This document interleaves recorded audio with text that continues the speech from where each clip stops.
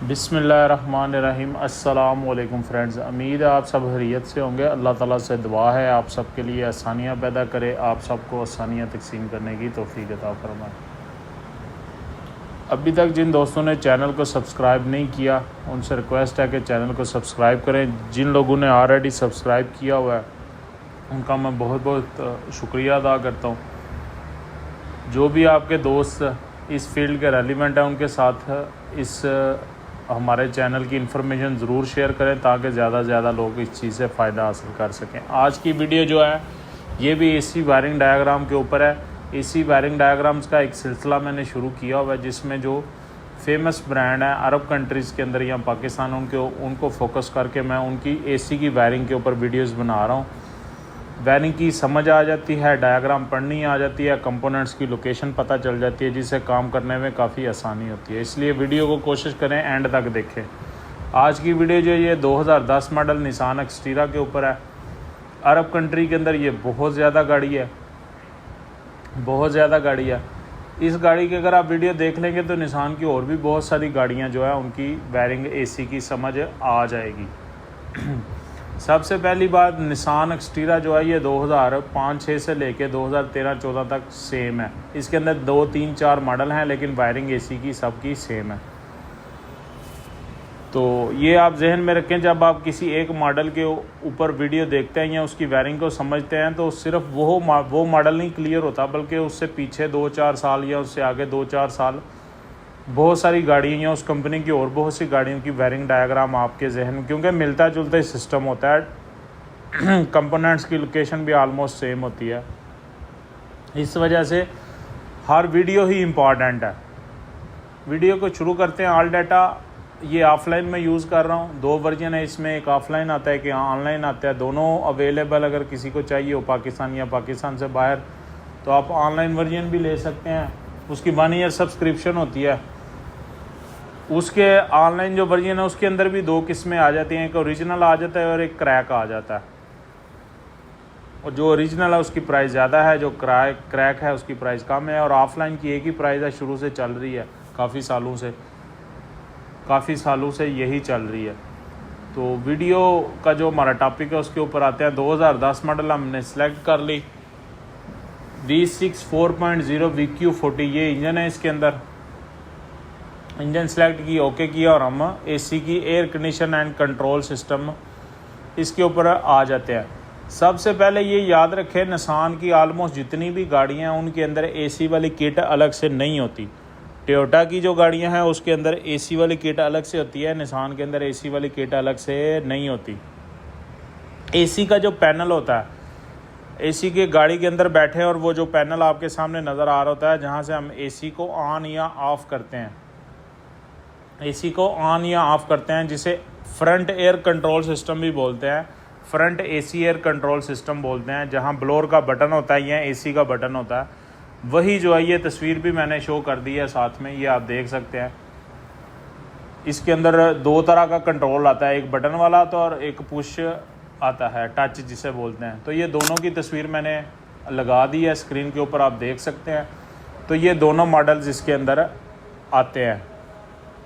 तो एसी की किट अलग से नहीं होती, यहाँ से ही सारा कंट्रोल होता है। इसके अंदर 3 चीज़ें होती हैं, एक फ्रंट एसी कंट्रोल बटन होता है, दूसरा आपका BCM होता है और तीसरा IPDM होता है।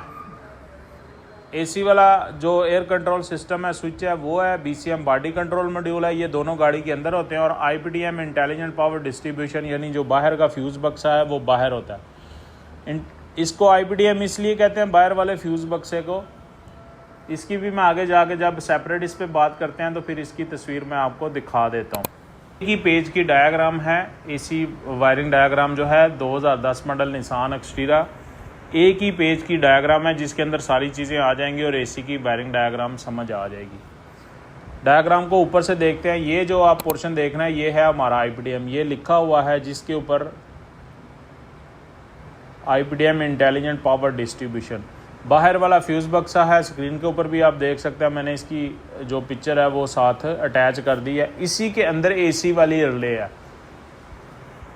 निसान की जितनी भी गाड़ियां हैं ऑलमोस्ट 2007-08 के बाद, उनका जो बाहर वाला फ्यूज़ बक्सा है उसको IPDM कहते हैं और इसी IPDM के अंदर इग्निशन सिस्टम की भी रिले आती है और इसी IPDM अंदर वाले फ्यूज़ बक्से के अंदर ही जो है AC वाली रिले भी आती है। ये देख सकते हैं इसकी AC वाली रिले इसके अंदर है और इसी के अंदर ये CPU है। इसी CPU की वजह से इसको बोलते हैं सेंट्रल प्रोसेसिंग यूनिट या IPDM, क्योंकि ये जो फ्यूज़ बक्स है ये कंप्यूटराइज है। अगर इसके अंदर CPU ना होता तो फिर हम इसे IPDM नहीं कह सकते थे।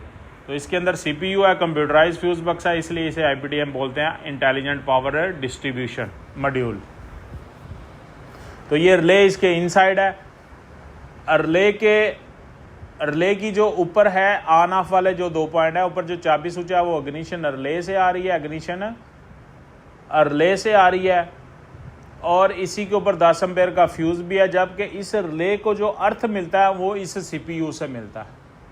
इस CPU ये 39 और 49 जो 2 वायर हैं कैन लो और कैन हाई की, ये जा रही है हमारे बॉडी कंट्रोल मॉड्यूल के ऊपर। बॉडी कंट्रोल मॉड्यूल के ऊपर भी जा रही हैं और साथ यही 2 तारें जो है इंजन वाले कंप्यूटर के ऊपर भी जा रही हैं, और ये BCM जो है ये अटैच है 2 तारों से, ये 5 नंबर और 4 नंबर के साथ फ्रंट एयर कंट्रोल, यानी जो AC का पैनल है अंदर वो सिग्नल भेज रहा है BCM को और BCM वाया कैन सिग्नल भेज रहा है किसको, IPDM को, और IPDM के अंदर जो CPU है वो CPU ऑन करता है AC वाली रिले को। ये बहुत ज़्यादा इंपॉर्टेंट बात है, दोबारा मैं रिपीट कर देता हूँ। AC वाला जो पैनल है वो BCM को सिग्नल भेज रहा है 5 नंबर से और 4 नंबर से, और BCM के 27 नंबर और 28 नंबर के ऊपर जा रही है। BCM आगे सिग्नल दे रहा है via can low can high के ज़रिए CPU को, जो कि IPDM के अंदर है, और CPU आगे ऑन करता है AC वाली रिले को ऑन करता है, और AC वाली रिले ऑन होकर फिर कंप्रेसर के ऊपर करंट देती है, जो कि ये आप देख सकते हैं 11 नंबर से IPDM के। मैं इसको जूम करके आपको चेक करवा देता हूँ थोड़ा सा। ये देखिए, ये मैंने जूम किया, ये AC वाली रिले है। AC वाली रिले को अर्थ सिग्नल जो है वो CPU से मिल रहा है, जो कि IPDM के इनसाइड है, और इस CPU के ऊपर 39 और 40 नंबर जो 2 वायर हैं जो कि ECM पे भी जा रही हैं और साथ BCM के ऊपर भी जा रही हैं, और AC फ्रंट कंट्रोल जो बटन है वो 27 नंबर और 28 नंबर के ऊपर सिग्नल मिल रहे हैं उन्हें 5 नंबर और 4 नंबर से, और इस तरह ये AC का सिस्टम चलता है। और दूसरी बात, ये है AC प्रेशर सेंसर, ये है रेफ्रिजरेशन प्रेशर सेंसर। इसकी 3 तारें और ये 3 की 3 ECM के ऊपर जा रही हैं, इसकी 3 तारें ECM के ऊपर जा रही हैं। अगर किसी वजह से इसके सिस्टम के अंदर, AC वाले सिस्टम के अंदर गैस नहीं होगी, पाइपलाइन में गैस नहीं होगी, तो ECM जो है वो वाया कैन जो है वो CPU को बताएगा, जिससे फिर ये है कि BCM जो है वो सिग्नल नहीं देगा और AC ऑन नहीं होगा। तो ये AC का कंट्रोल जो है अलहदा कंप्यूटर नहीं है बल्कि ECM के पास है, और AC प्रेशर सेंसर जो है ये भी सिग्नल अपना ECM को ही दे रहा है।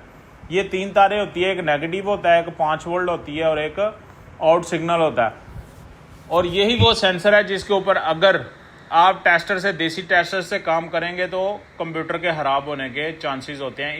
इस वजह से AC प्रेशर सेंसर के जब कभी भी आपने वोल्टेज चेक करने हैं हमेशा याद रखना है 5 वोल्ट का कोई भी सेंसर हो, अगर आपको पता है कन्फर्म है यहाँ 5 वोल्ट है, तो कभी भी देसी टेस्टर से काम ना करें, बल्कि या तो LED टेस्टर यूज़ करें या फिर मल्टीमीटर के ज़रिए काम करें।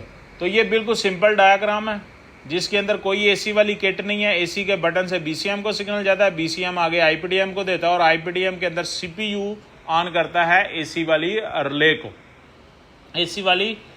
रिले को ऑन करता है, और यही जो है CPU ब्लोअर को भी ऑन करता है। ये फ्रंट ब्लोअर मोटर रिले है, ये देखें ये साइड पे लगा है, इसका भी जो सिग्नल आ रहा है वो भी CPU से ही आ रहा है, इसका सिग्नल भी जो आ रहा है ऑन ऑफ का वो CPU से ही आ रहा है IPDM को।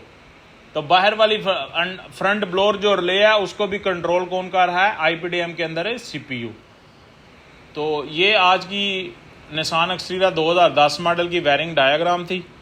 जिसके अंदर 2-3 चीज़ें हैं। कंप्यूटर है आपका, BCM है, AC एयर कंट्रोल सिस्टम है और IPDM है। ये सारी चीज़ें हैं। इन सारी चीज़ों की मैंने बात करते करते सबकी साथ तस्वीरें भी आपको दिखा दी हैं। इम्पॉर्टेंट वीडियो, अपने जहन में ये सारे पॉइंट रखें तो ये सारी चीज़ें आपके जहन में होंगी। तो इस गाड़ी के मुतलका या निसान की कोई भी गाड़ी के मुतलका AC का कोई फॉल्ट आएगा तो आपको पता चल जाए। बहुत से लोग जिनको नहीं पता होता IPDM के अंदर AC की रिले आती है, वो बाहर ढूंढते रहते हैं कि AC की रिले कहाँ है, जबकि ये बाहर नहीं होती, IPDM के इनसाइड आती है। अपना ख्याल रखें, दुआओं में याद रखें, 5 टाइम नमाज़ पढ़ें, दुरूद शरीफ पढ़ें ज़्यादा से ज़्यादा। अस्सलाम वालेकुम व रहमतुल्लाहि। पाकिस्तान जिंदाबाद।